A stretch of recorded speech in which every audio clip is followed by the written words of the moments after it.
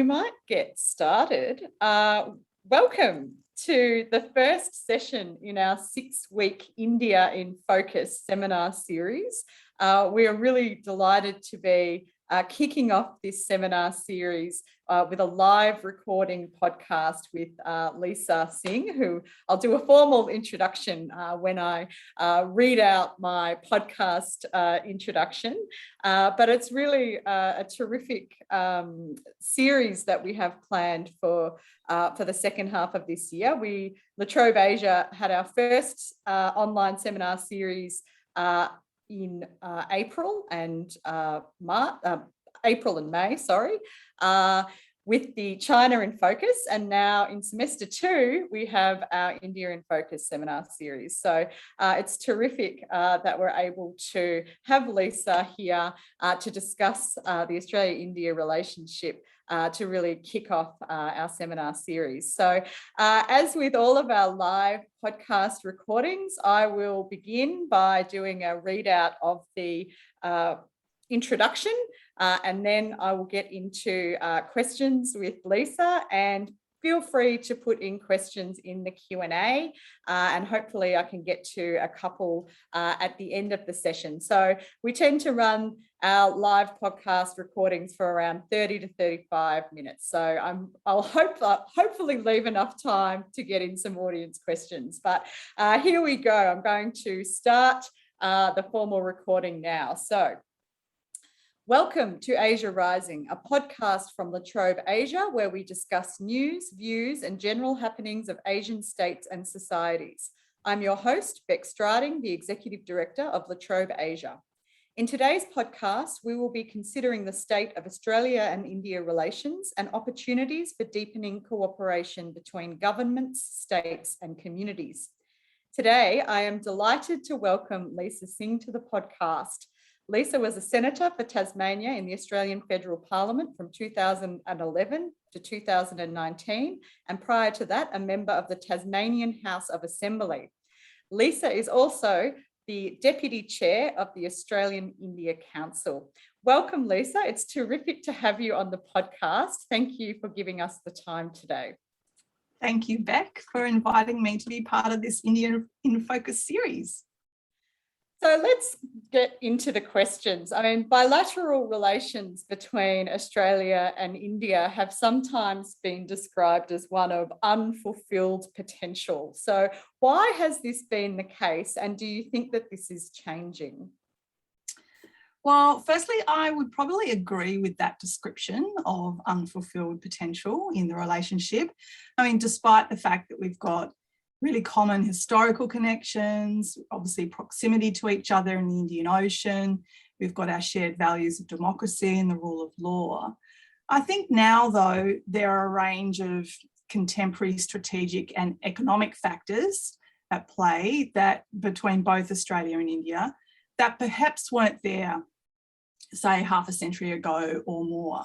So today, clearly, these two countries, with their shared, interests beyond good governance and democracy, have articulated very much a mutual support for an open and free international rules-based Indo-Pacific, one that's free of coercion, and that addresses some of the common security challenges such as terrorism, human trafficking and non-traditional security threats, as well as, of course, the rise of China. So things are very much changing. And in that space, India itself lives in a very changing neighbourhood, potentially made more challenging in the last few days with the fall of Afghanistan to the Taliban. I think what is clear, though, is that we both Australia and India, both want a stable and prosperous and inclusive region. And that is an important foundation, I think, for a stronger bilateral relationship that can formulate policy convergence. And I think, a display of support from a range of leaders that we saw last Sunday for India's 75th Independence Day shows just how much we do value India as the largest democracy in the world. But of course, it's also the fastest growing economy, and that brings huge opportunities for Australia. In my role on the Australia-India Council, we recently delivered 11 grants to a range of Australian and Indian entities who are helping build the relationship in a range of sectors, from promoting sustainable livestock production to innovation advancements in neurosurgical procedures, a range of them that are on the AIC website. So look, I think Australia's future economic growth and security must include stronger ties compared to where we were with that unfulfilled potential that we've had in the past. And I think, the bilateral relationship is going through very much that transformative period right now. And part of that transformation must include recognition, by the way, of Australia's growing Indian diaspora, a very much untapped resource here in Australia. I think, though, Beck, that Australia's political and economic engagement with India is still in its infancy. There's been a number of false starts over decades and not a lot of consistent effort.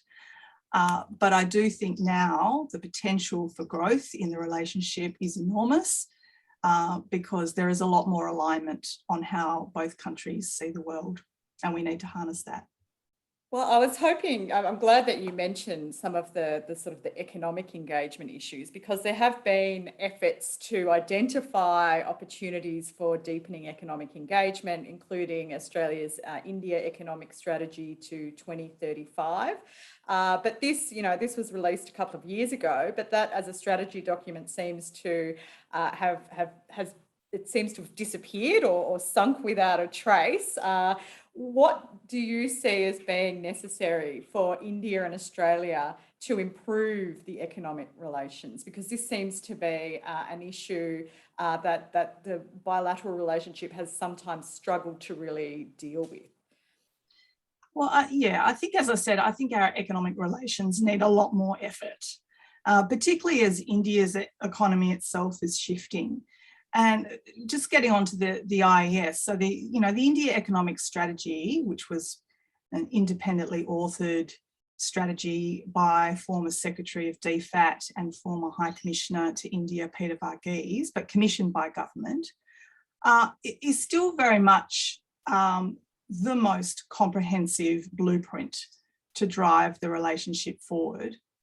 But it was written at a time before the COVID-19 pandemic. So I think the review of priorities that are outlined in that strategy, that I understand is actually currently going on by DFAT, I think that is very much welcome considering the times we're currently living in. But also what's occurred since the IES is India has released its own Australia economic strategy by Ambassador Anil Wadhwa, first of its kind in India. And also on top of that, since the IES, there's been the elevation of the Australia-India relationship last year by both Prime Ministers Modi and Morrison to a comprehensive strategic partnership. So all of that builds on the IES. That virtual summit was clearly, in the middle of a pandemic last year, was indeed significant. And the outcomes spelled how both nations want to move the dial forward on the relationship, not just economically, but strategically, as well as in a range of other areas. So I think on the backdrop of all of that, the IES is still very much an important blueprint. But our economic relationship needs to be seen for the long-term history, not the short term. And I think Peter Varghese himself stated that, there is no single market over the next 20 years that will offer more growth opportunities for Australia than India. And that still holds true, but having said that, last year, I think India was our 7th largest trading partner. So for a country that has the fastest growing economy with enormous potential, it really should be much higher than that.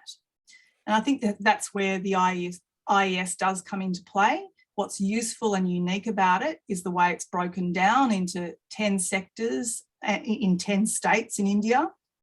India is very much a country of states with different geographical, political and cultural dynamics. So it makes sense to break it down that way.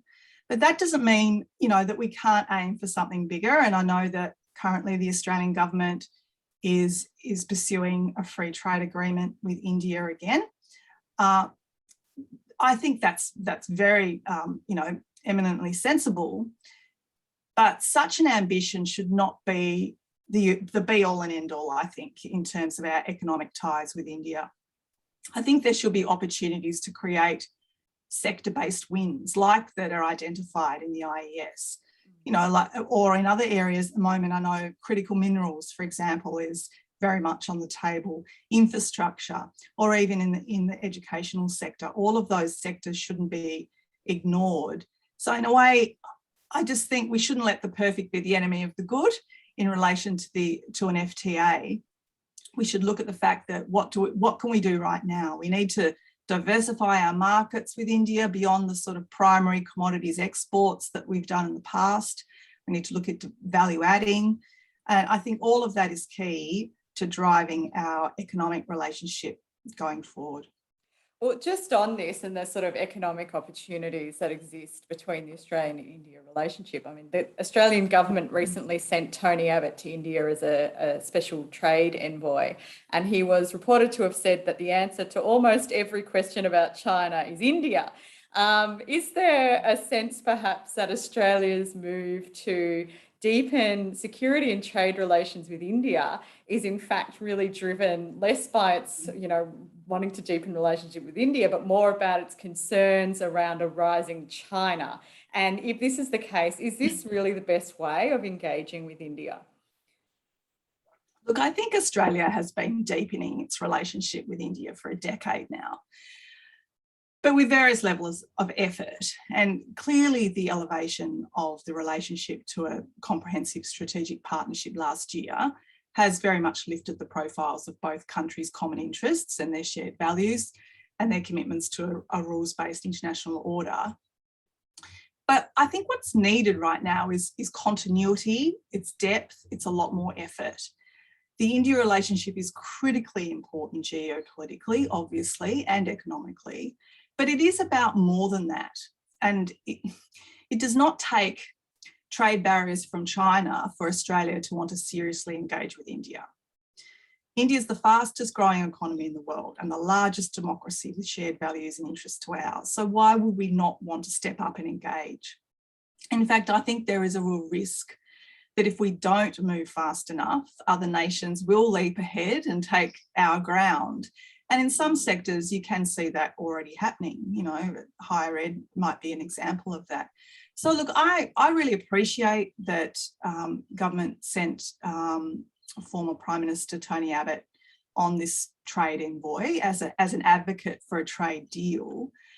But the reasons for doing it should not be just because of Australia's political challenges on China trade relations or geopolitical challenges.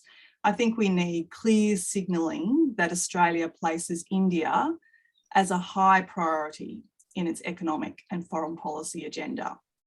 And a trade agreement, of course, is one part of that. But the gains that have been made so far, I think, but must not be lost against the current sort of challenges that we face in the relationship that have been brought about by the COVID-19 pandemic. And they are real. Australia, I think, needs to address those in terms of building its bilateral ties. Any harm that's been caused, for example, by the recent temporary travel bans to India, the ongoing COVID-19 restrictions preventing Indian students being unable to return to Australia to complete their university studies, and also the Indian diaspora's frustrations that have been shared with me about them being unable to bring their children and family home. I think all of those issues do need to be addressed. And not only would sort of policy solutions to them address a sort of massive economic downturn that we're currently seeing in Australia's university sector, but it would also rekindle our people-to-people links. And I think what's the issue at the moment with some of those issues is there's just no time frame on them, particularly when, you know, we're nearly at the end, not quite, but getting towards the end of a university year. You know, what's the sort of strategy in terms of time frame for Indian international students coming to Australia for 2022?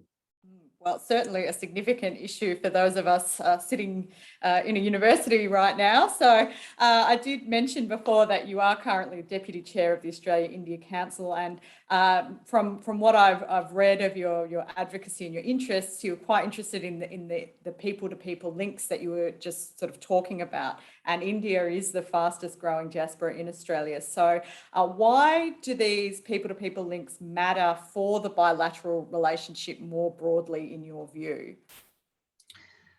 Well, I think diaspora leaders in Australia can play a crucial role in building ties between both nations. I mean, our diaspora understands the India side as much as they do the Australia side. They really are an untapped resource in Australia, and I think need to be taken up to the highest levels of government to play more of an influential role in the relationship. I think Australia's engagement with India can become a catalyst for a much greater focus on soft diplomacy through deepening Indian diaspora leadership engagement.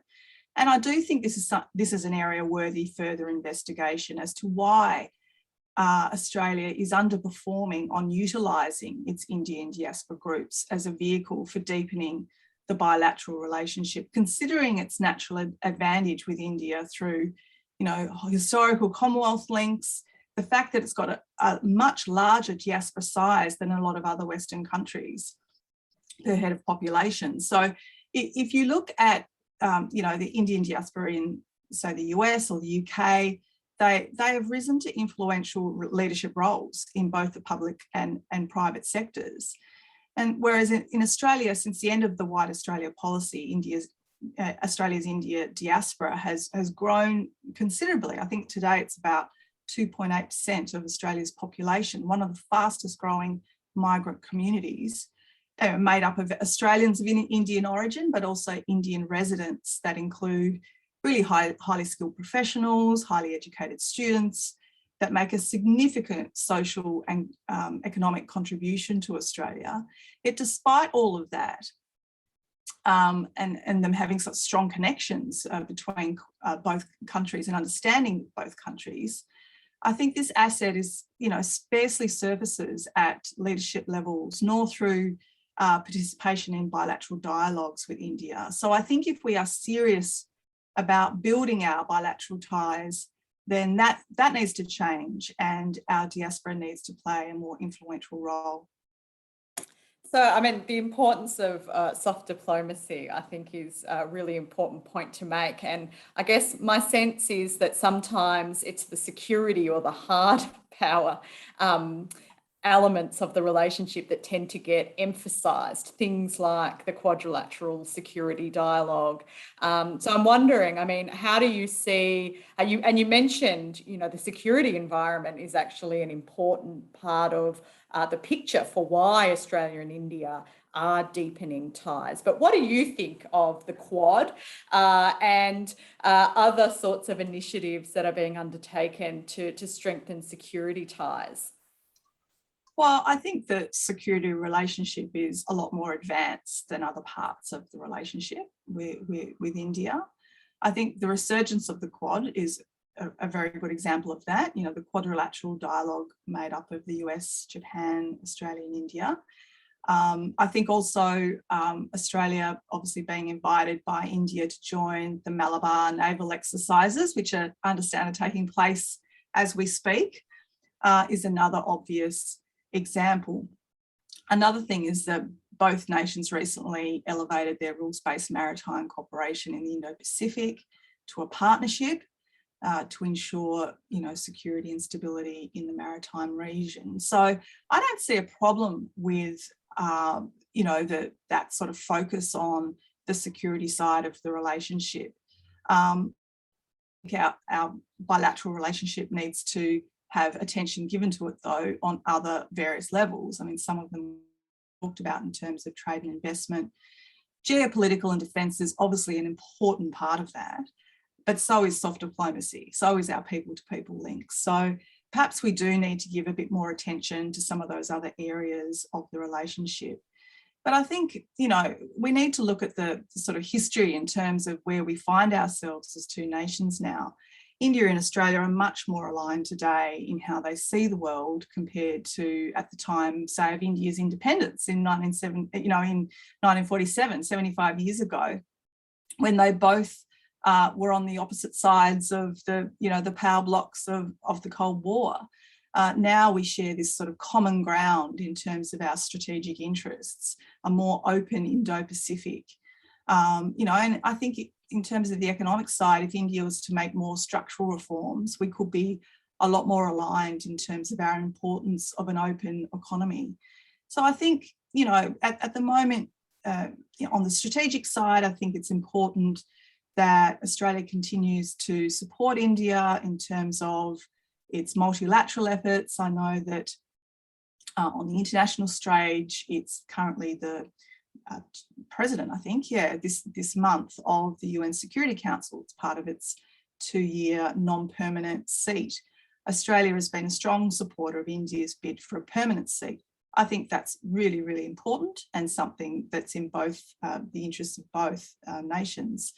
But I think there does need to be other areas that Australia could show support for India beyond the strategic. And, India is very much engaged in other sorts of global institutions, such as the International Solar Alliance. That's one example. Or we could develop, our shared commitments to scale up vaccine manufacture as part of our commitments to COVAX, for example. So I think there's, these two middle powers could work a lot closer together on lots of other economic and security issues in the Indo-Pacific region. I think all of that will benefit each other as global citizens that are trying at the moment to help shape, perhaps a new regional and global order. So all of it can only strengthen our relationship. And of course, the strategic part is crucial to that. Yeah, we have a question in the Q&A, which actually is aligns with a question that I wanted to ask you too, and that is about what can be done to improve understanding of India nation and the culture and the people within Australia. And to add to that question about improving our understanding is a question about Asian literacy or our understanding in Australia of Asian cultures and some of the issues around hollowing out of Asian studies and language programs across universities. So do you see that this is a problem in sort of deepening our understanding of India in particular? And what do we need to do in order to promote our understanding of Indian nation and people? Yeah, look, this question takes me back to a role I played about a decade ago, I think now, when I was in the Gillard Labor government on the Australian and the Asian Century White Paper. So part of that white paper included Asian studies and Asian languages. It was a central pillar to it. And sort of, I think about that engagement and advocacy at that time, a decade ago, and now look a decade on, and we still have a lot more work to do in this space as a nation. I'm actually currently learning Hindi again. I say again because it's a bit of a stop-start, because I believe learning the national language of a country helps you understand the history and the culture and the people at a deeper level. And I think we need overall to lift the conversation on India. There is, I think, more of a shallow understanding of India and Australia compared to China, for example. Growing our understanding of one another beyond cricket would be in the national interest, I think, of both countries. And our diaspora has to play a pivotal role in that. I think, though, that, as part of the 75th year of India's independence, restoring our people-to-people links by, sort of repairing some of those COVID-19 policy decisions would go a long way for our diplomacy and our dosti with India, but also considering the size of our diaspora in Australia, you know, in years to come, their understanding of both Australia and India becomes even more important. And look, I'm really interested in how many people in Australia actually were aware of India's Independence Day last Sunday. I think that was reflective, you know, on social media, for example, of you know, engagement with India's diaspora celebrating independence. But at the same time, I think there was recognition through that, and hopefully a broader understanding of India through that, through the diaspora, of some of the struggles that India and Indians have gone through to get to that point of independence, which helps, you know, them understand the history of our diaspora and their ancestors. And I think for me, you know, sort of reflecting back on, you know, the Salt Satyagraha, you know, and what that means for our growing Australian Indian community, the stories of struggle of independence from the British Raj that will be passed down from generation to generation is really, really significant. I think, you know, for my own great-grandparents had left India 20 years before the Dandi March to work in the colonies under harsh indentured labour. But I would like to think that if they had still been in India, they would have joined the millions of Indians who fought for an independent India. So I think the broad Australian community, you know, would be useful if they were more aware of this history.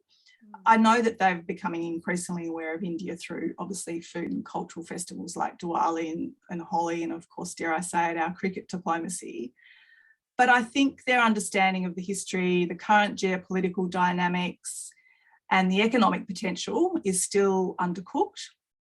And I think this is where our academic institutions like La Trobe can play a role here, as well as existing Australia-India bodies like the Australia-India Youth Dialogue, the Australia-India Institute.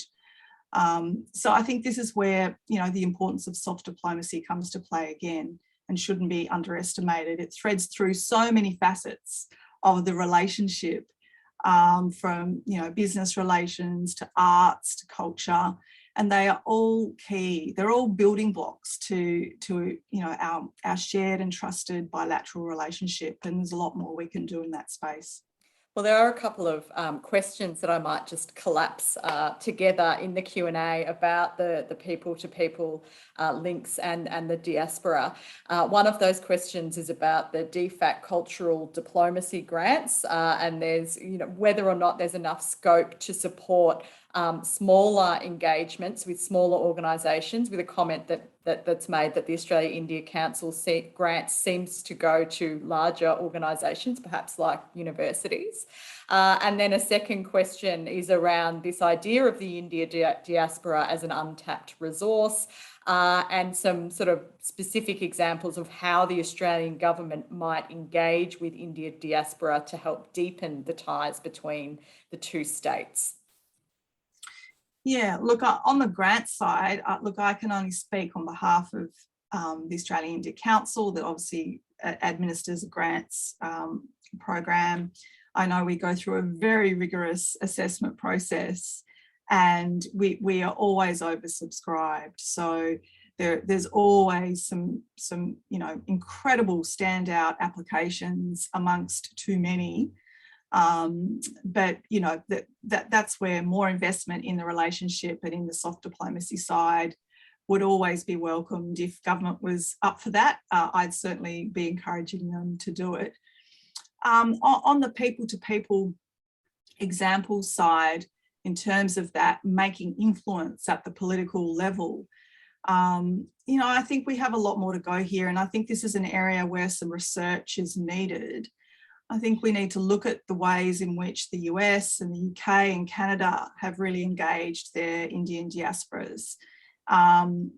So, you know, I think that would be a starting point for me. I don't have all the answers in terms of how we do navigate through into those sorts of political and hierarchical dynamics. Suffice to say that representation is certainly not good enough, and that's not just in the public sector, it's the private sector as well.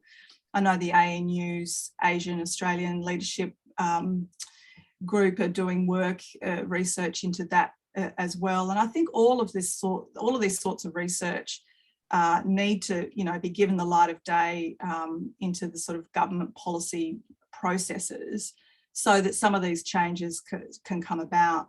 But the more sort of data and the more research we have in terms of, the broader Asian diaspora in Australia and their influence and representation in some of the most important, leadership roles and rooms in Australia, the more information we have on that to be able to find the solutions, the better. I think I agree with you on the issue of more funding for public and cultural engagement activities. That sounds like a good place to start. I'm going to ask one final question from our Q&A box, and it's a question from the South Asia Times in Melbourne, and it is relating to the economic discussion. India is reluctant for a free trade agreement with Australia as it fears it will be flooded with dairy and foodstuffs, hurting local producers. How might this issue be overcome? Well, look, I'm not sure if that's quite true.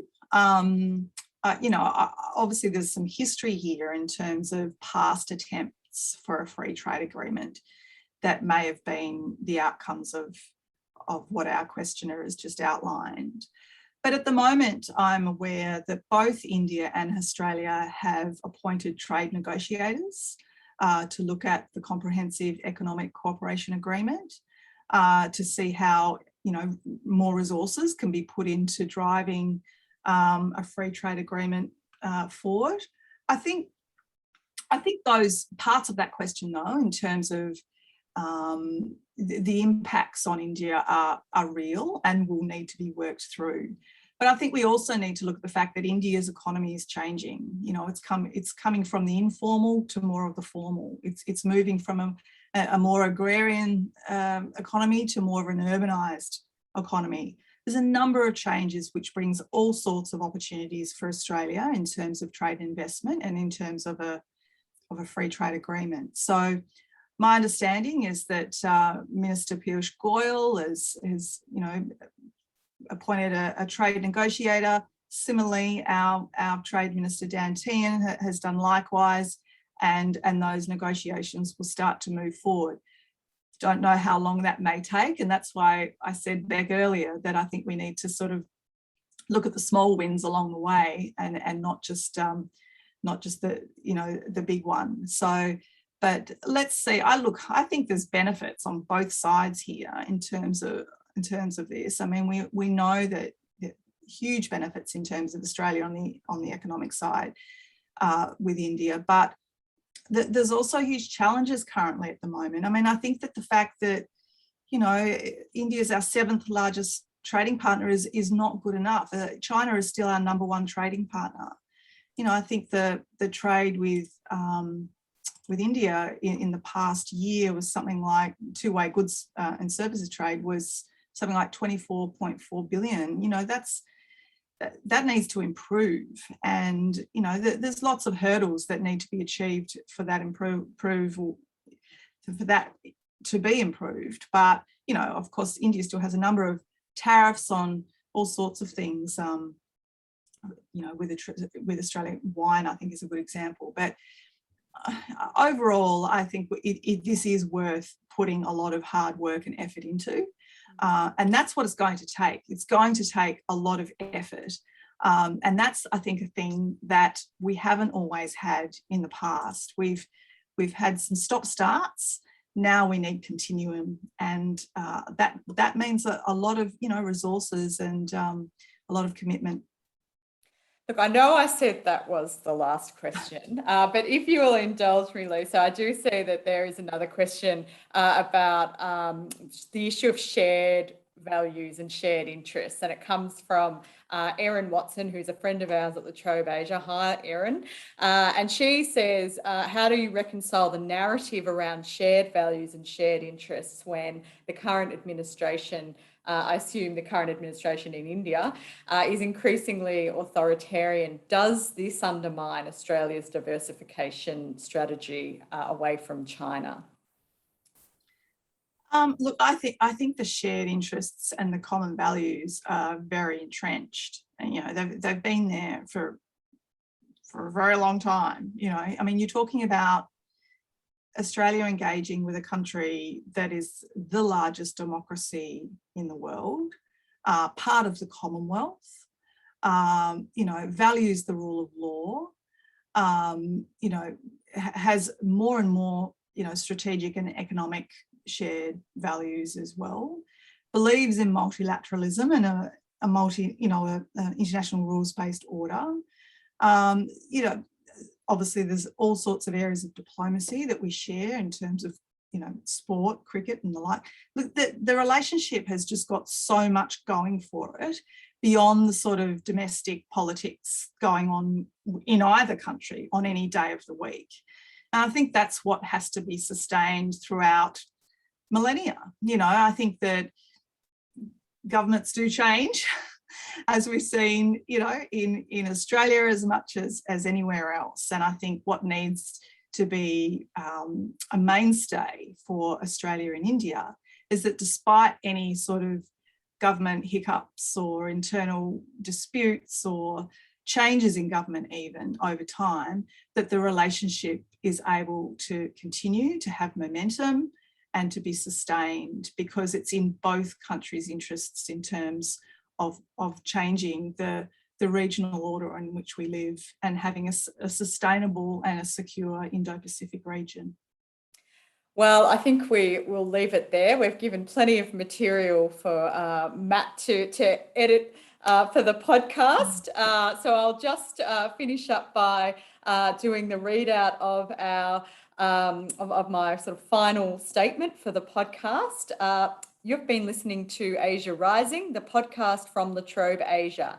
If you like the podcast, you can subscribe on Apple Podcasts, Spotify, or other podcasting platforms. You can follow us on Twitter. I am at Beck Strading, and La Trobe Asia is at La Trobe Asia. I'm Beck Strading, and thanks for listening.